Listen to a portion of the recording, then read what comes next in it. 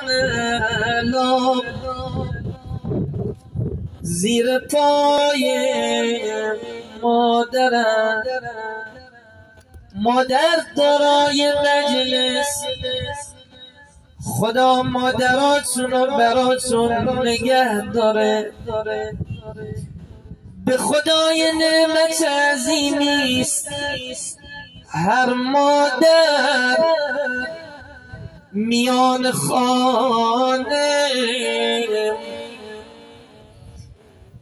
اگر تو خونه باشه تکیهگاه اولادم، دل اولاد خوشه تو خونه مادر داره.